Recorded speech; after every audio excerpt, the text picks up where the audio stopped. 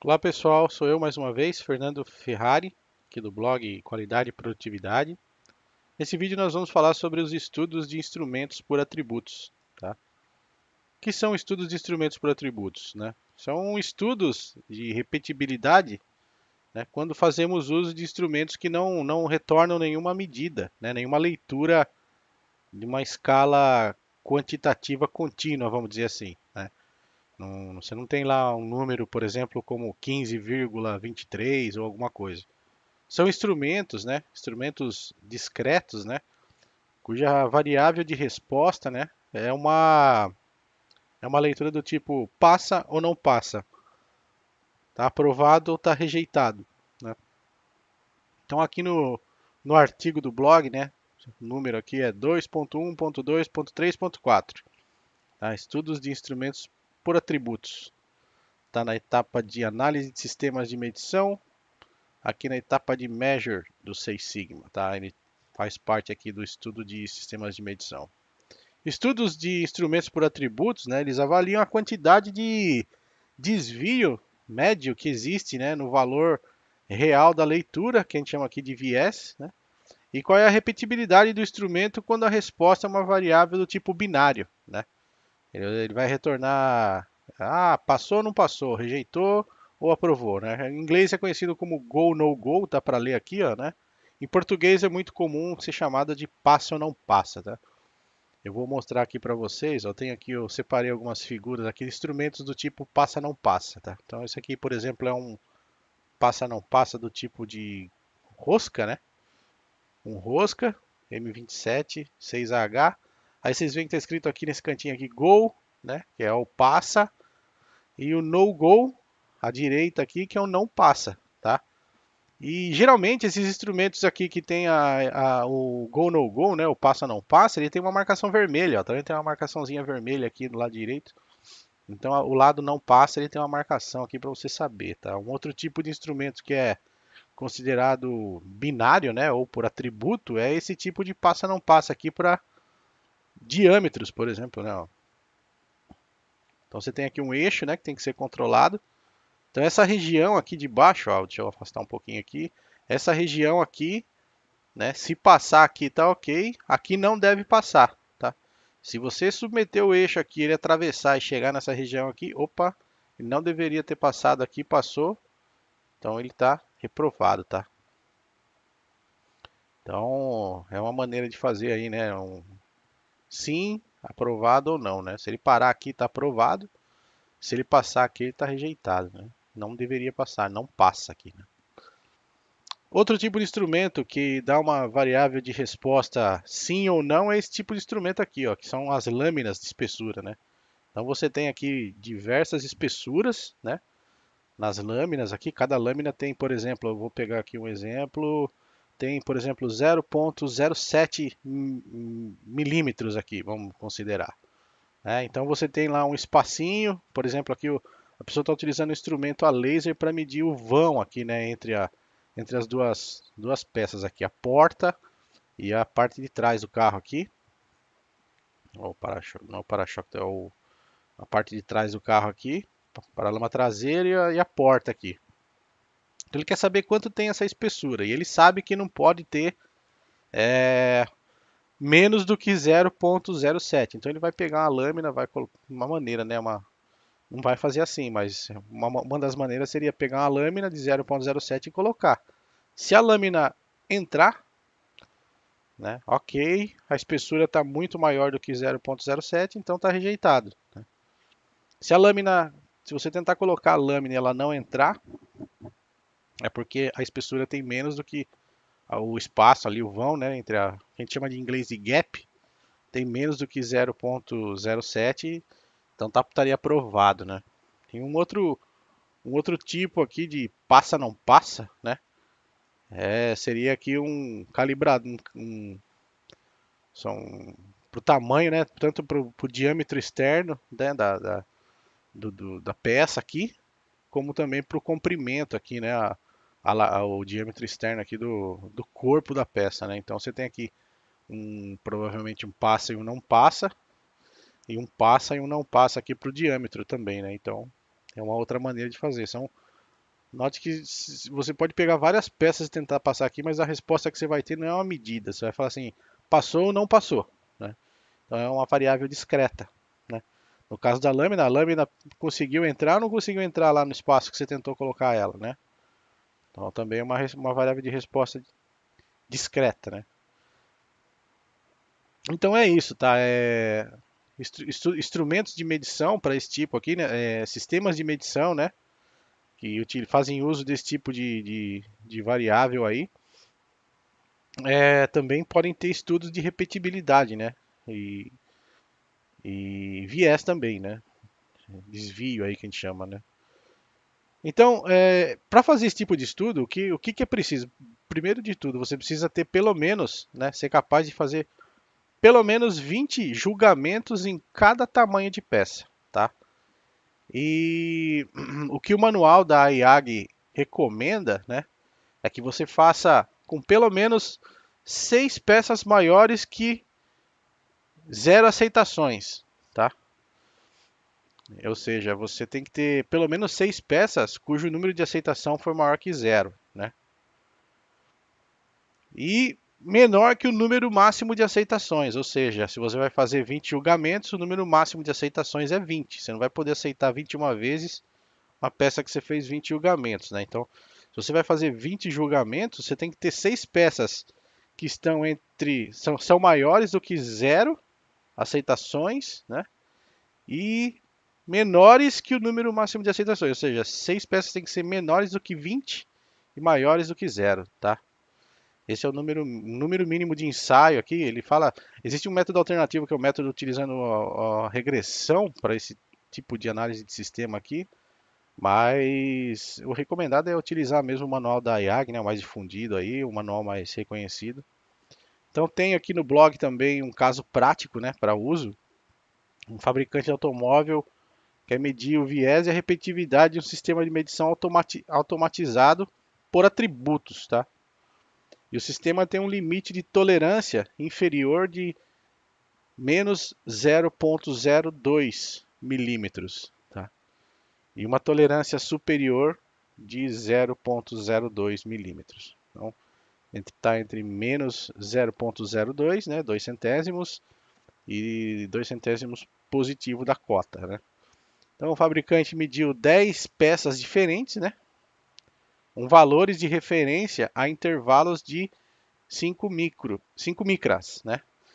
Ou seja, variando de menos 0,05 até menos 0,005. Né? Cada uma delas medidas 20 vezes. Né? Então, tabulando, aqui tem a tabelinha para você copiar. Ó. Eu já coloquei aqui no Minitab, tá? Então, o que significa isso aí? Primeiro de tudo, ele fala, pô, eu preciso de pelo menos 6 peças, tem que estar com leitura, né? Com número de aceitações maior do que zero e menores do que o número máximo. Se eu vou fazer 20 leituras em cada peça, né? Então, o que significa? Eu preciso ter 6 peças que são com número de aceitações maior do que zero, ou seja, das 20 vezes que eu tentei a peça número 1 aqui, 0 vezes ela foi considerada uma peça boa, aprovada. Rejeitou 20 vezes. Tá? Então, se eu preciso ter 6 peças maiores do que zero aceitações, então eu tenho a peça 2, que é maior do que zero, a peça 3, 5, peça 4, peça 5, peça 6, peça 7.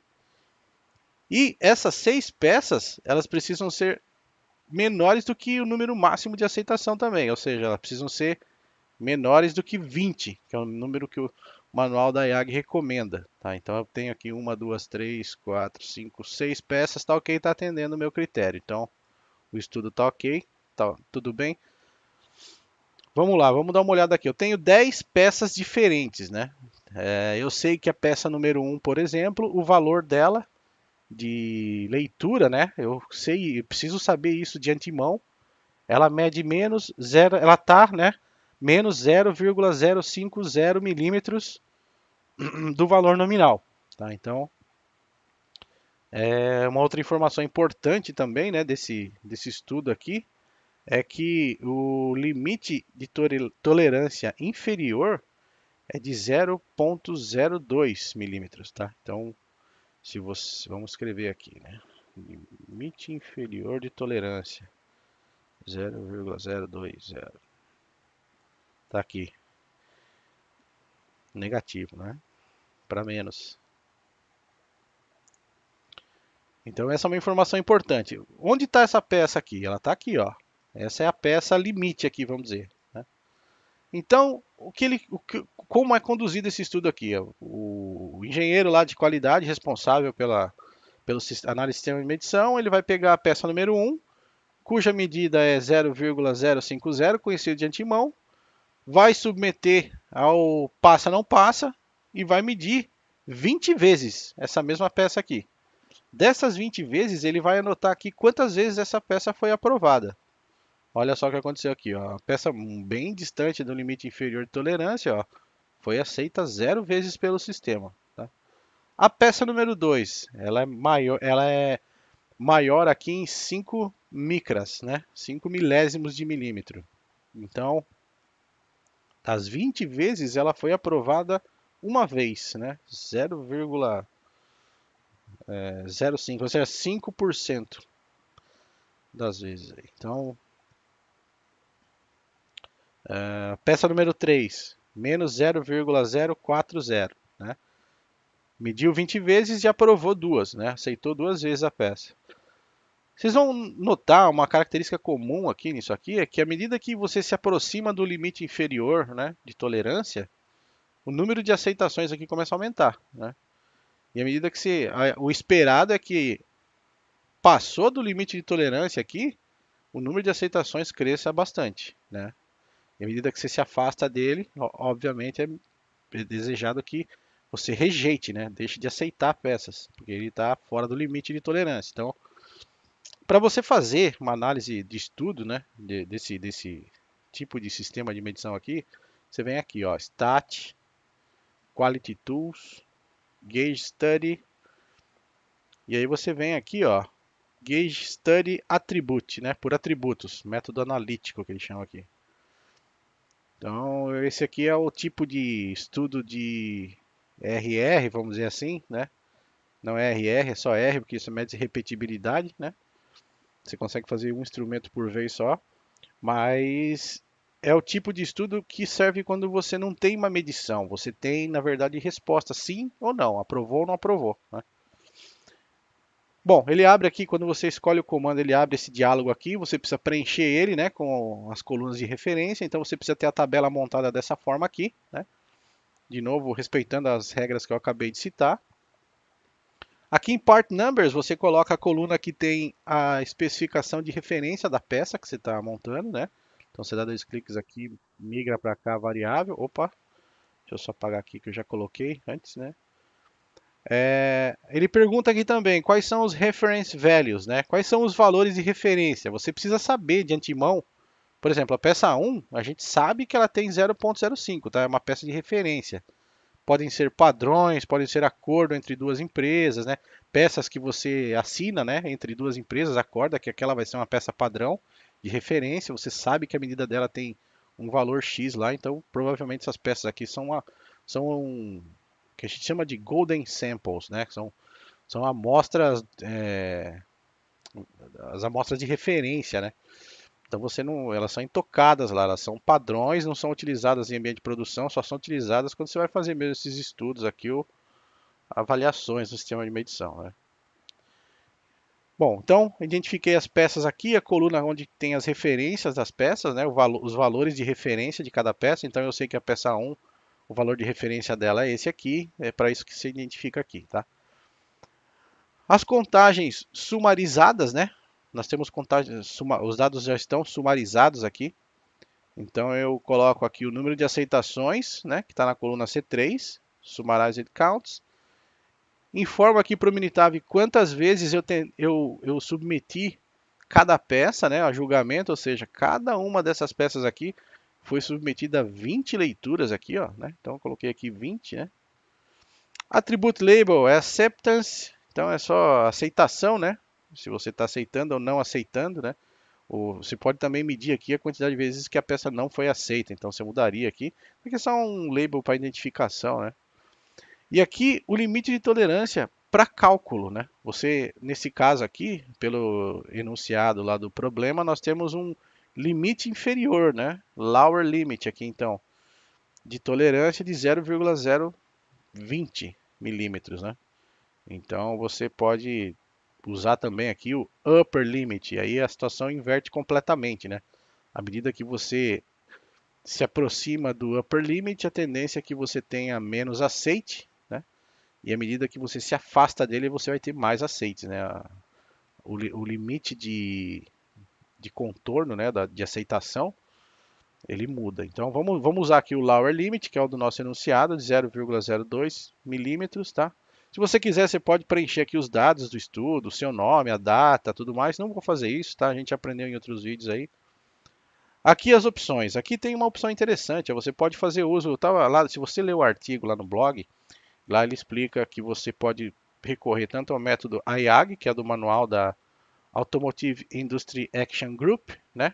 O manual da IAG, ou o método pela método de regressão, né? Que é o método de regressão logística aí, né? O mais comum utilizado aqui é o IAG, né? Você tem que ter 20 leituras, 6 peças tem que ser maior que zero e menores que o limite máximo de aceitações, tudo mais. O método de regressão ele aceita até 15 peças, você tem que ter 8 peças no intervalo, né? Mas ele não é tão robusto, né? Então é mais comum utilizar o IAG mesmo. Então vamos deixar o IAG aqui e vamos dar um OK, ó. Configuramos tudo, deixamos tudo bonitinho, vamos dar um OK, tá OK. Vamos lá. Ele vai mostrar aqui pra gente, ó, o relatório, né? Relatório gráfico aqui, mostrando, primeira coisa que ele mostra aqui, ó, né? É uma um gráfico de dispersão aqui dos pontos, né, das leituras, das probabilidades de aceitação, né, o percentual de aceitação em função do valor de referência da peça medida, tá?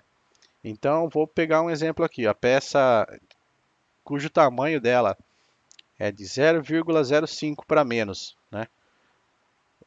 O percentual, a probabilidade, vamos chamar assim, por exemplo, o percentual de aceitação, a probabilidade de aceitação dela, né, tá em torno aqui de 2,5%. Deixa eu ver se eu consigo adicionar os valores aqui.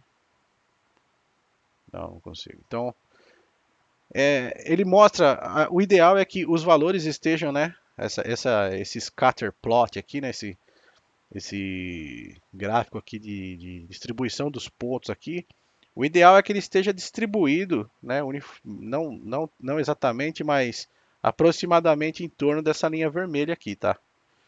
Então, isso quer dizer que os valores acompanham, né, a probabilidade. À medida que eu aumento ou me aproximo do meu valor de referência, né, se eu rebater a linha aqui, eu consigo ler qual é o percentual de aceitação que eu vou ter à medida que eu me aproximo. Ó, se você parar o mouse em cima da linha vermelha aqui, ele até mostra para você qual que é o percentual de referência aqui, ó, tá? Então, bem legal. Isso aqui dá para dar uma noção boa aqui do que acontece à medida que você se aproxima, né, do seu valor. A gente sabe lá que o valor limite é 0,02 aqui, né? Então, vamos colocar aqui um reference line aqui de 0,02 para ver o que acontece. 0,02. Ops.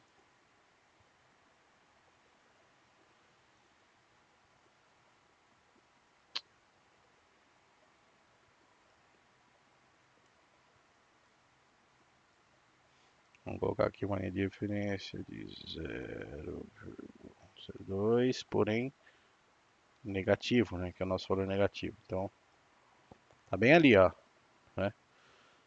Então ele está me falando aqui que esse valor aqui, ó, 0,02, o percentual de aceitação vai ser de 82,5% das peças que forem medidas, né? Então, se eu pegar peças cujo valor esteja em 0,02, o meu sistema de medição vai julgar 80. Se eu colocar lá 100 peças no meu sistema de medição com esse tamanho de 0,02 negativo, né, na medida, ele vai aprovar 82 delas e vai rejeitar 18, 17,5, né? Então é isso que significa esse gráfico aqui. Tá? Bias, o que é isso aqui, o bias? Né? O bias aqui ele é o viés, né? Quanto as medidas estão sendo desviadas para mais ou para menos, né? Então é uma maneira de medir qual é a probabilidade de falso julgamento, né? Então, se eu tenho lá uma peça, por exemplo, que ela deveria ser rejeitada 10 vezes, né, e ela foi rejeitada 9, então é uma maneira de medir o bias aqui, tá? A repetibilidade do sistema, tá? Então ele mede aqui a repetibilidade, 0,045, né? Nesse caso aqui, né, o valor da repetibilidade aqui ser baixo dessa forma, significa que isso é muito bom, tá? Aqui é a medida é o tamanho do efeito no sistema de medição. Então tem 4,5% aqui, né, de efeito negativo da repetibilidade. Se a repetibilidade fosse um valor alto aqui, significa que ela seria um problema, tá? Essa aqui é a linha de ajuste, né, em relação a esses pontos que se espalharam aqui, uma linha de regressão. Se você quer saber qual é a equação que descreve essa linha aqui, então você tem aqui ó, a constante 3,10279 mais 104,136 vezes a referência, né? E o valor de R ajustado é de 96%, ou seja, muito bom, né? Uma regressão muito boa, então consegue descrever bem. Aqui nessa porção aqui do, do relatório, ele mostra um teste de hipóteses, né? O que é um teste de hipótese? Ele compara duas suposições, né? A primeira suposição, né, é que o sistema tem viés igual a zero, ou seja, não existe viés no sistema, né? E ele faz versus a suposição de que o viés do sistema é diferente de zero, ou seja, existe viés no sistema. Tá? Então, para decidir se não existe ou existe viés, ele supõe aqui, ele coloca como hipótese nula, que a gente chama de hipótese nula sempre igual a zero, né? E a hipótese alternativa, que é o bias, né, o viés aqui, ser diferente de zero. Né? Para decidir se o viés é igual a zero ou diferente de zero, ele utiliza, né, faz um teste T de student aqui, com 19 graus de liberdade, né? Encontra o valor de probabilidade de significância aqui da hipótese nula, ó, de 0,0000 e lá vai 0,21, ou seja, bem baixo, né? A probabilidade da afirmação de que o viés é igual a zero ter significado prático é bem baixo, né? Então, o que a gente chama aqui, tem um lema em inglês que a gente diz que quando P is low, reject HO, né? Então, quando o valor de P é baixo, rejeite a hipótese nula, né? A hipótese nula aqui, no caso, é sempre bias, né, ou viés igual a zero. Então, se é essa hipótese nula, né, que viés é igual a zero, com esse p valor aqui menor do que 0,05, que é um padrão alfa aí de aceitação, né, muito comum. Então, se a gente utilizar esse valor de 0,05, ó, o p valor está bem abaixo, né? Então, se p é baixo, rejeita a hipótese nula. A hipótese nula aqui é igual a zero, então se eu rejeito a hipótese nula, eu vou aceitar a hipótese alternativa aqui, ó. A minha hipótese alternativa é que o viés, né, ou o bias aqui, é diferente de zero. Tá? Se ele é diferente de zero, qual é, né, qual é o bias que eu tenho aqui? Então ele está aqui, ó. Ele é diferente de zero, ele é igual a 0,009, tá? Quase 0,01 aí. Então eu poderia dizer, por exemplo, quando eu estou lendo aqui 0,02, as peças na verdade vão ter 0,021. Né? Então é mais ou menos nesse sentido aí, tá? Essa aqui é o teste de hipótese que comprova se o sistema tem bias ou não. Isso aqui são os resultados, a estatística T, né? Se você procurar na tabela o valor da estatística T para 19 graus de liberdade, aqui você vai encontrar que o valor da estatística T é bem menor, tá? O valor. E aí ele, com os dados do experimento, ele encontrou 6,70123, que dá um valor bem afastado da posição ideal lá, foge da região de aceitação para 19 graus de liberdade, tá? Aqui embaixo, ó, tem um gráfico aqui de novo, né? A probabilidade, aqui sim, a probabilidade de aceitação da peça à medida que o valor de referência, né, da peça medida se altera. Então a gente sabe que o limite, né, a linha de referência, o limite inferior está a menos 0,02, ó. E aqui qual é a probabilidade começa a aumentar à medida que eu aproximo dela, ó, tá? Então ele está falando aqui que tem mais ou menos 83, 82, não dá nem para, você não consegue nem se aproximar muito aqui, né? A gente sabe que o valor é esse aqui porque a gente traçou a linha aqui, ó, bem em cima do ponto aqui, 82,5. Tá mais ou menos parecido, ó. Se você parar o mouse aqui, conseguir, tiver precisão suficiente na mão, você vai encontrar o valor de 82,5 aqui. Mas é importante checar, ó, que a maior probabilidade de aceitação, né, daqui para cá, essa região aqui, ó, onde eu estou passando o mouse, a peça estaria aprovada, né? Nessa região dessa linha pontilhada para cá, a peça teria que estar rejeitada. Quanto mais altos estão os pontos azuis aqui, mais provável é que essa peça seja aceita. Então, daqui para cá, os pontos aqui indicam que é muito mais provável que as peças sejam aceitas, ó, quase 100% de aceitação aqui. Passou do limite inferior aqui, ó, que é o limite onde as peças vão ser rejeitadas, ó, a probabilidade começa a decrescer à medida que eu me afasto aqui do limite de tolerância. Ó, tá? Então, é esperado, num sistema de medição ideal, todos esses pontos azuis aqui estariam aqui em cima no 1 e ter uma reta aqui, ó, né? Uma reta aqui em cima dessa linha limite aqui, onde ele cai totalmente para zero a probabilidade de se aceita uma peça abaixo do limite de tolerância aqui, né? Fora do limite de tolerância. Então, como na vida real, né, nada é tão prático assim, você vê, ele demonstra aqui uma curva praticamente, né, uma curva de probabilidade acumulada, qual é a chance de você ter a aprovação da peça aqui à medida que você avança aqui em direção à região de aceitação da peça, né? Tá ok? Então é isso aí, pessoal. Espero que vocês tenham gostado aqui desse estudo de instrumento por atributos aqui, né? Um pouquinho mais simples que o estudo de repetibilidade e reproducibilidade, né? Mas ele é muito utilizado também quando você tem sistemas de medição que você tem respostas passa ou não passa, né? Muita gente se confunde, acaba fazendo gauge aranar com instrumentos de passa ou não passa e aí complica todas as medições lá nas planilhas prontas que se oferecem por aí. Na verdade, quando você tem um sistema aí por medição por atributo, a medição ideal, né, para cada instrumento é essa aqui, tá, pessoal? Então, espero que vocês tenham gostado, espero que seja útil aí no relatório e no dia a dia de vocês, tá? Os dados estão disponíveis aqui no site também, tá? Para vocês copiarem e repetirem o estudo aí. Tem aqui todas as conclusões, o passo a passo, tá? Visitem aí, tirem dúvidas. Se tiver dúvidas ainda, deixa nos comentários aí no canal. Muito obrigado aí pela visita e até o próximo vídeo. Um abraço.